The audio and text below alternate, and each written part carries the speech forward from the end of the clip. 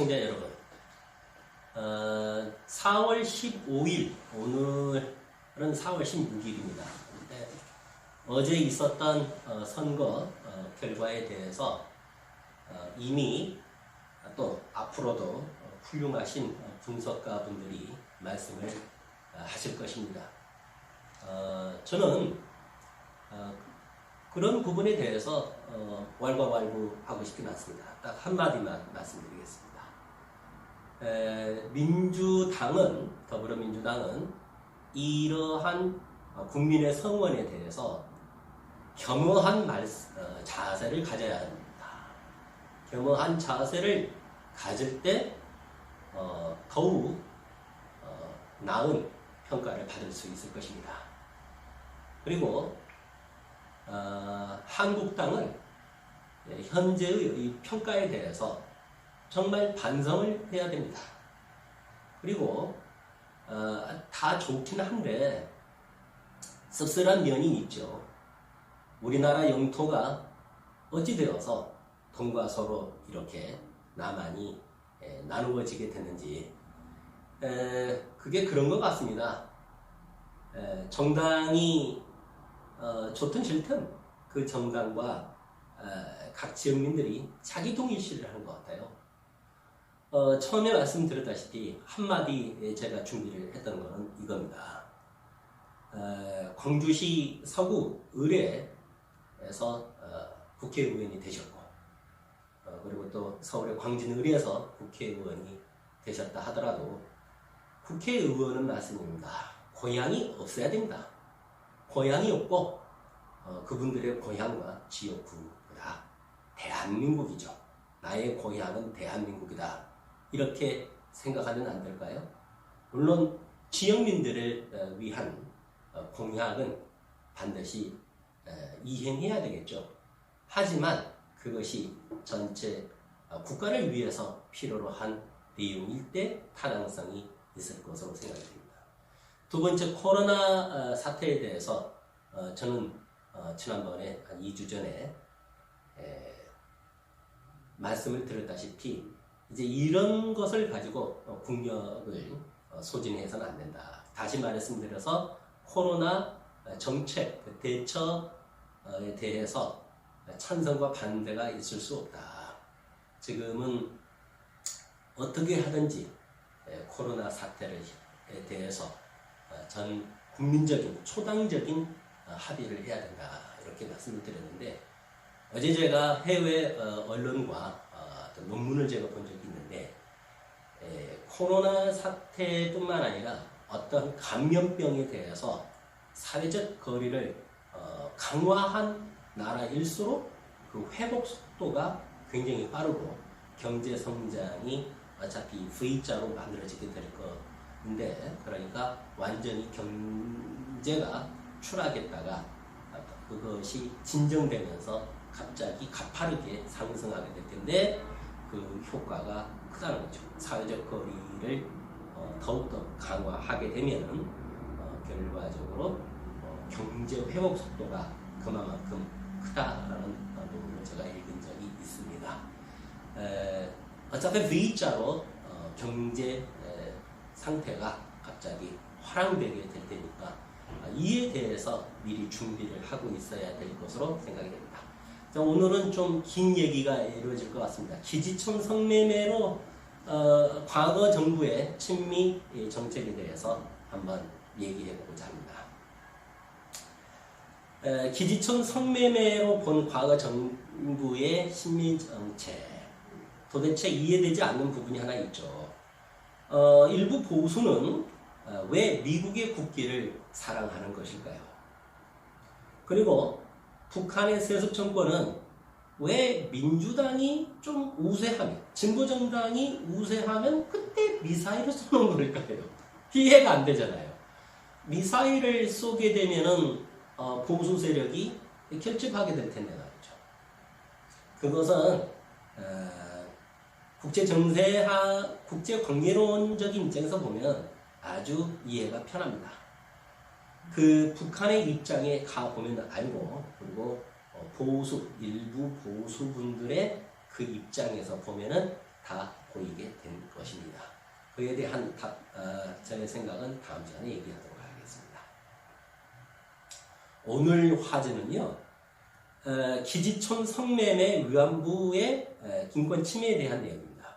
보수 정권의 성매매 조장, 그러니까 한 정부가 국가가 나서서 성매매를 조장하고 정당화했다는 것이죠.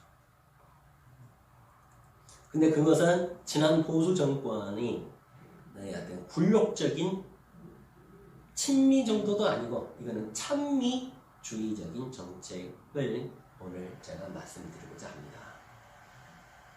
이건 주로 오늘 얘기하는 것들은 저의 어떤 개인적인 얘기보다는 2017년도에 나온 서울고등법원의 손해배상 청구 소송 판결문을 그대로 제가 인용해 가는 식으로 말씀을 드리겠습니다. 원고는 당시 기지촌에서 성매매를 했던 여성분들이고요. 그리고 피고는 국가가 되겠습니다. 기지촌은 1957년부터 한국의 각 지역에 미군 주둔지 주변에 미군을 상대로 했던 상업지구를 기지촌이라 하죠. 위안부는 거기서 성매매를 했던 여성분들입니다. 인권착취와 그리고 굴욕적인 친미정책을 알 수가 있습니다. 먼저 1950년대 당시 유엔 사령부가 도쿄에서 서울로 이전하면서 서울 10개소, 인천 12개소, 그리고 부산 2개소 이렇게 해서 기지촌을 형성했다고 합니다. 당시 보건사회부는 또 전염병 예방법, 전염병 예방법이라는 것은 성병 예방이라는 얘기거든요. 이런 걸 제정을 했다. 1960년대부터 이제 본격화됩니다. 특정 지역을 기지촌으로 만들고 그런데 아주 이율배반적인 얘기가 나옵니다. 1961년도에 국가는 성매매 금지를 말하는 윤락행위 등 방지법을 제정합니다. 이에 따르면 어떠한 형태의 성매매는 금지하게 되었습니다. 62년도에는 1950년대에 국제규약으로 있었던 유엔의 임신매매 금지 협약이라는 것이 있는데 이것에 가입하게 됩니다. 이에 따르게 되면 어떠한 경우도 성매매를 허락해서는 안 되는 거죠. 1962년에 그런데 말입니다. 1962년도에 104개 지역을 당시 내무부가, 법무부가, 보건사회부가 공동 지침으로 해서 14개의 집창촌을 만듭니다. 합법적인 성매매 없어져. 그리고 보건소와 대형 진료소를 통해서 성병 관리를 합니다. 그리고 건강증이 없는 여성, 그리고 성병 검진을 기피하는 여성을 단속을 했습니다. 매주 검사를 했고, 그리고 검사를 받은 여성에게 검진증을 발급해 주었습니다. 근데 이제 문제는 그러니까 감염자로, 성병 감염자로 판정이 되면은 낙검자, 그러니까 강제 포로 수용소와 같은 그런 수용소로 보내졌습니다. 일단 거기까지는 이해를 한다 합시다. 그런데 감염병이 아니라, 감염자가 아니라 감염으로 의심된 자까지도 그곳으로 강제 수송을 했다는 것이죠. 그러니까 강제로 수용했다는 겁니다. 당시에 한국에서는 보건소 직원과 그리고 자매회, 그러니까 여성단체, 거기 성매매 단체 여성들을 관할하는 단체, 미국에서는 S5라고 하는 단체, 민사과, 미군에 소속한 기관, 이들이 전부 다 이런 일을 했는데, 문제는 그때 당시 때 자기들끼리 썼던 언어가 있어요. 토벌이 뭐냐면은 보건소와 경찰이 주도하는 단속 행위를 토벌했다고 얘기를 합니다. 그리고 contact가 있었어요. contact는 바로 뭐냐면 성병에 걸린 미군이 너가 어떻게 해서 성병에 걸려서 그러니까 가서 저 여자하고 성행위를 했어요. 이렇게 얘기를 하게 되면은 그 여성을 그냥 묻지도 않고 그냥 잡아 가두는 겁니다. 그래서 낙검자 수용소는 그때 당시에 몽키 하우스라고 불렸다고 합니다. 원숭이 동물원 창이라는 것이죠. 그래서 이제 60년대를 그래 보냈죠. 1970년대 기지촌 정화 운동이 일어납니다. 기지촌 종합대책이 1972년도에 발표가 되고요. 성병 교육, 의무적인 성병 검사, 엄격한 접촉 확인 체계. 근데 문제는 1972년부터는 기지촌에서 일하던 여성들은 모두 이 가슴에다가 영어로 된 명찰을 달고 다녔다고 합니다. 그리고 거기에다가 번호를 넣었다고 합니다. 왜냐하면은 미군이 성병에 걸리게 되면은 기억하기 좋게 하기 위해서 말입니다. 참으로 치욕적이지 않습니까? 그러니까 가슴에 윤락 여성들이 번호를 붙이고 다녀서 3번, 5번 이렇게 지칭된다는 겁니다. 1980년대는 어떠했을까?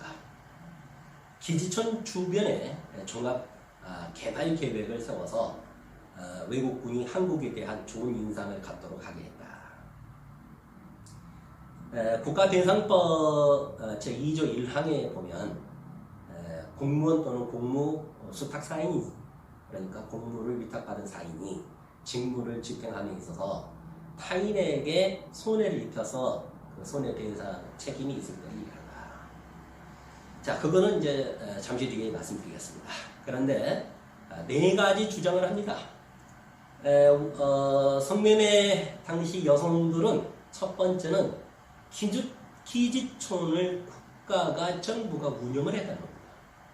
그러니까 뻐젓하게 성매매를 할 수 없도록 하게 한 법을 어기고 그리고 기지촌을 운영을 했다. 두 번째는 불법 단속을 해야 됨에도 그러한 국가적 의무를 회피했다. 세 번째, 폭력을 행사했다. 성벽을 관리한다는 명목으로 폭력을 행사했다. 그리고 네 번째는 성매매를 조장했다는 것입니다. 그래서 저는 운회 폭조라고 저는 외우고 있습니다. 1962년경에 당시에 소속된 그 위안부가 무려 16,640명이었다고 합니다. 1962년도에 그랬으니까요. 1970년대에 더 많이 늘어났다고 하니까 그 숫자가 얼마인지 미리 짐작할 수 있습니다. 그런데 애국교육이 있었다고 해요. 애국교육이. 근데 이 성매매 여성들에게 애국교육이 있었는데 그 교육 담당자가 기가 막힙니다. 미군의 의무부대 장교, 보건소 직원, 여기까지는 제 이해됩니다. 여기까지 이해돼요. 경찰서장이 왜 나옵니까? 군소가 왜 나오고, 그리고 관광협회장이 왜 나옵니까? 그 자리에. 교육을 담당한 공무원들은 이제 성병에 대한 어떤 위험도를 얘기하는데 두 번째 부분 아주 이것들은 판결문에 나온 것을 그대로 제가 인용하고 있습니다. 그 당시에 위안부에게 앉아있는 태도를 고쳐라. 가랑이를 벌리고 앉지 마라.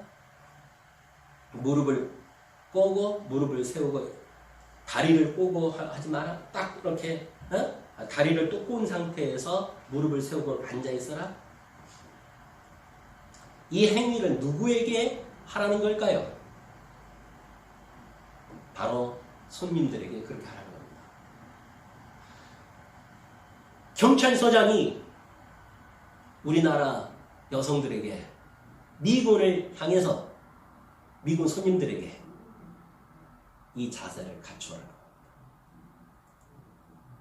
그리고 고위관직자들은 그렇게 잘하면 취업을 보장해겠고 또 노후를 보장하겠고 전용 아파트를 건립해주겠다고 약속을 했다고 합니다. 1971년도에 말이죠. 12월 달에 대통령, 행정비서, 외무부, 내무부, 법무부, 보건사회부, 국방부, 각 부처 차관, 국무총리의 행정비서로 이루어진 최초의 기지촌 정화위원회를 만들었습니다. 그런데 말씀입니다. 저는 읽을 때 기지촌을 어떻게 하면 없애버릴까? 난 그럴 줄 알았습니다. 그랬더니 그때 내용이랑 고작한 내용이 기지촌 내에 흑인 병사에 대해서 인권 차별하지 마라. 기가 차지 않습니까? 그러니까 백인 병사라고 해서 윤락행위를 잘해주고 흑인 병사라고 해서 윤락행위를 거절하지 말고 잘 손님접대해라. 아니 이것이 바로 외무부, 내무부, 법무부, 보건사회부, 국방부 차관들이 모여가지고 국무총리의 행정비서가 모여가지고 할 얘기냐. 그 다음 내매 여성들을 지역경찰과 보건에 등록시키고 성병검사 치료를 하게 하는 것, 이런 것들을 했다고 합니다. 제 얘기가 아닙니다. 법원의 판결문에 나온 인정사실입니다. 용산경찰서장은 1971년도에 위안부들에게 다음과 같이 고지했다고 합니다. 아마 제 왼쪽에 이 문구가 들어있을 겁니다. 이 중에서 한 부분만 제가 읽어보겠습니다. 과거의 일들을 위안부 여성 여러분 반성하고 시정합시다. 그러한 사소한 사건도 여러분의 적들에게 유리하게 이용된다는 것을 아셔야 됩니다.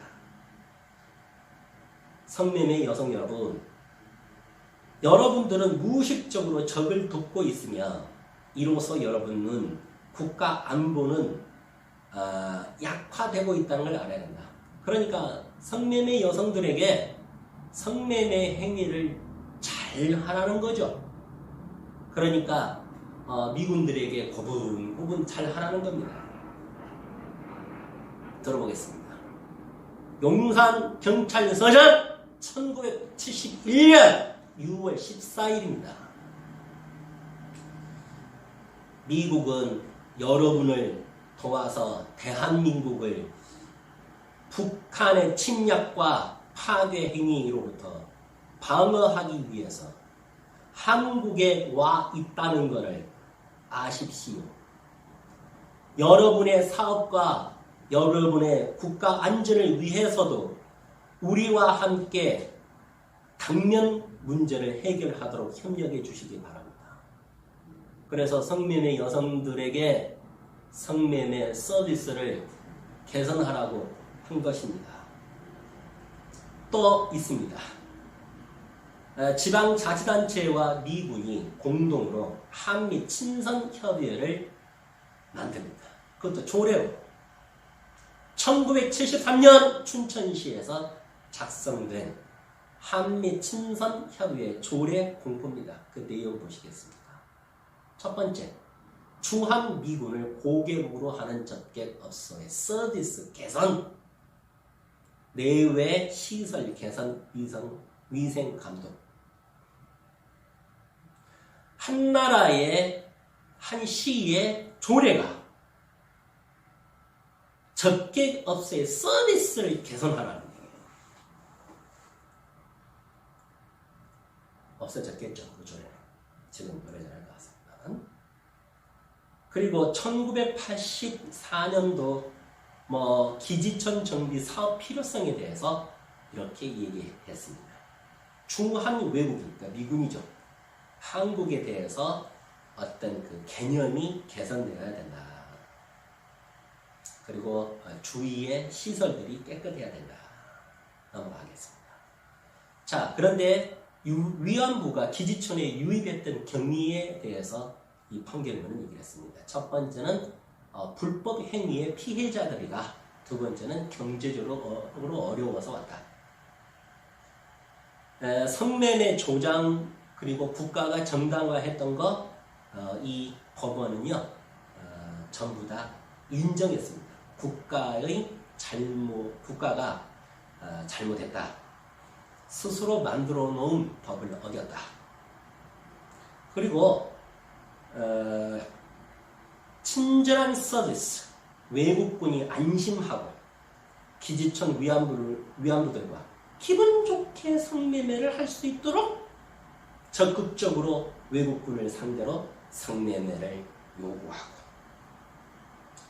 이를 통해서 외국군들이 사기가 진작되고 악량되고 국가의 필수적인 군사 동맹을 유지할 수 있고, 거기다가 외화 획득을 할 수 있는 경제적 목적으로 위안부를 동원하겠다는 의도와 목적으로 기지촌이 운영 관리된다. 이 부분을 재판부는 얘기해 주셨습니다. 인권침해, 낙검자 수용소에 그냥 컨택 당하면 무조건 수용돼요. 거기에다가 페니실린을 무차별적으로 투여를 했습니다. 그래서 돌아가신 분이 있다. 굴욕적인 친미주의.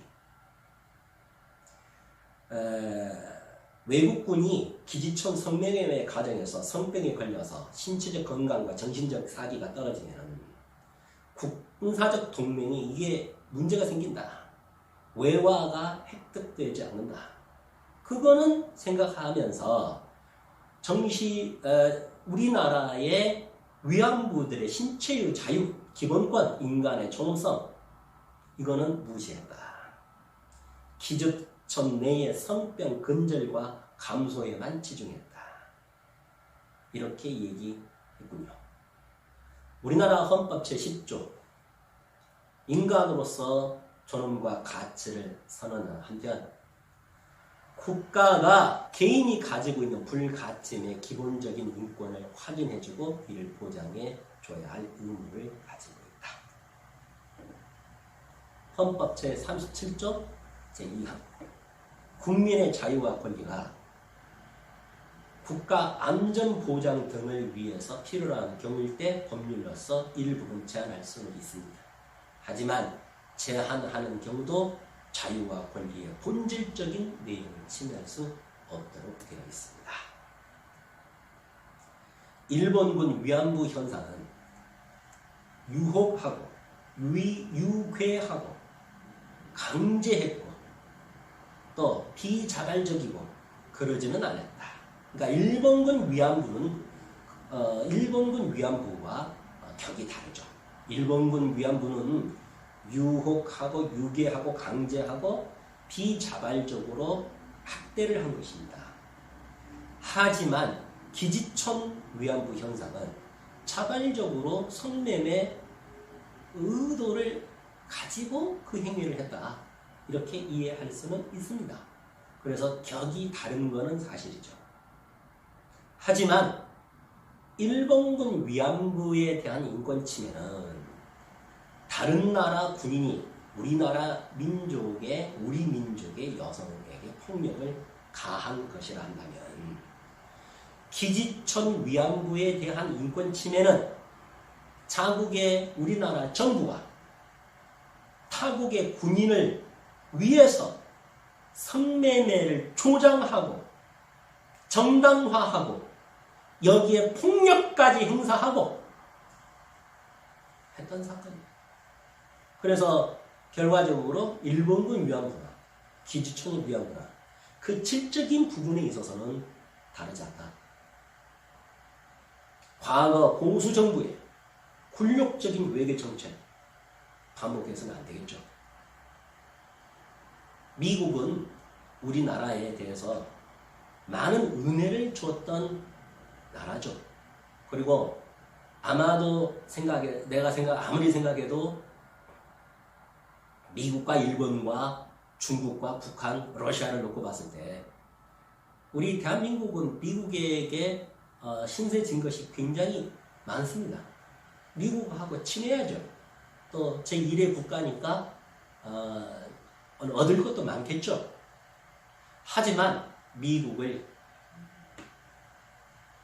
미국보다 우리나라의 백성을 더 우선해야 되는 것은 사실입니다. 그리고 오늘날은 시대가 달라졌습니다. 알아서 미국이 한국을 보호해 주겠다 이렇게 생각해서 만들겠죠. 이런 부분에 대해서 앞으로 저는 여러분과 같이 논하고자 합니다. 오늘은 여기까지 하겠습니다. 감사합니다.